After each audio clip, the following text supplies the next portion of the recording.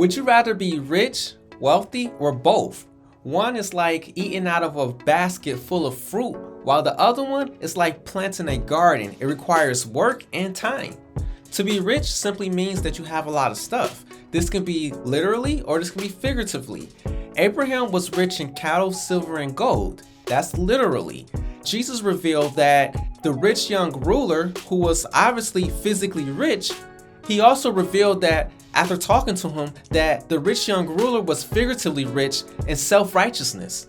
To understand the difference between rich and wealth, we have to look at the first time wealth is used in the scripture. So let's take a look. In Genesis chapter 12, verses 12 through 13, it says this: Isaac sowed seed in that land, and in that year he reaped 100 times what was sown.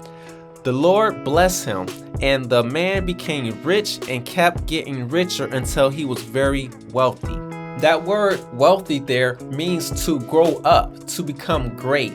It means to overflow, abundance. We're about to pull back the curtain and see the source of wealth, because wealth is not just physical, but it actually is a spiritual concept that has a physical output. And I'm going to explain that in a second. So let's get into this. Through faith, we understand that the worlds were framed by the word of God, so that the things that are seen were not made of things which do appear. So the word of God there is the Logos. It's talking about the wisdom of God that created the physical world out of spiritual things. All physical things have spiritual roots. It's like before an iPhone ever existed in this world physically, it first was an idea in somebody's head. Colossians also goes on to say this. It says, "For by him all things were created, in heaven and on earth, visible and invisible, whether thrones or dominions or rulers or authorities. All things were created through him and for him. And he is before all things, and in him all things hold together."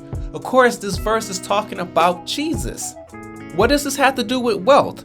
It has everything to do with wealth.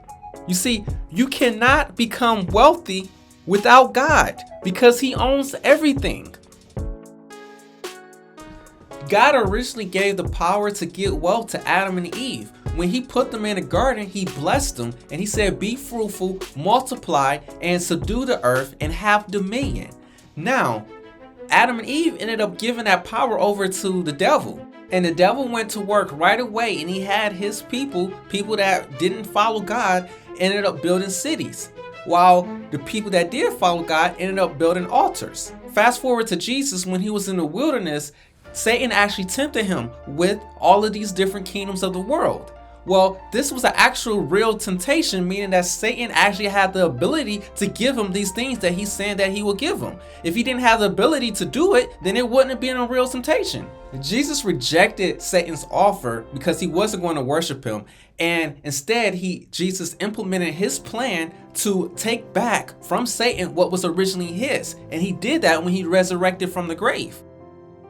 At the beginning of chapter 16 in Luke, Jesus tells a parable about an unjust steward. And this is what he says at the end of the parable. He says, "And the Lord commended the unjust steward because he had done wisely, for the children of this world are in their generation wiser than the children of light."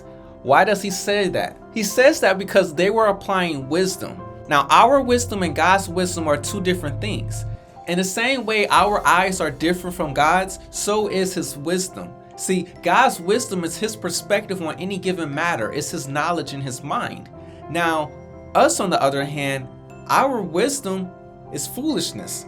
Proof of wisdom is revealed in our actions, our choices, and our decisions. You can say that you're wise, but you're not wise until you actually prove it with the decisions and the actions that you do.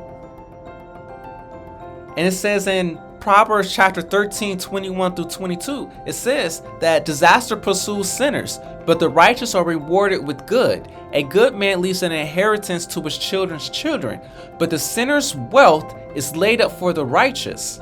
Now here's the good news. The good news is that wealth is a byproduct of wisdom, and wisdom gets its source from Jesus, which is key because Jesus also reveals something important. And this is especially about the sinner's wealth. He says that what you do with a little bit, you're going to do with a lot. And if you don't take care of this little bit, what you have will be taken away from you. But if you do good with what you have, more will be given to you. So wealth is a byproduct of wisdom. Well, how do you get wisdom? Well, James tells us, he says, if anyone lacks wisdom, let him ask God, who gives generously to all without reproach, and it will be given to him. But if he acts in faith with no doubting, for one who doubts is like a wavering sea that is driven and tossed by the wind. For that person must not suppose that he will receive anything from the Lord. He is a double-minded man and unstable in all his ways. So there you go. Plain as day, what you need to do. You can simply ask for wisdom. But it said not to be double-minded. A double-minded person is when their conscious mind is not in alignment with their subconscious mind, which means that everything they do is not going to be stable. They're going to be indecisive. So your intention and your motives have to be in alignment. You can plant a tree and water it, but only God can make it grow. You see, if you want to cultivate a life of abundance, then you definitely want to subscribe to the channel. I'm Roberto Swift, and I'll see you in the next one.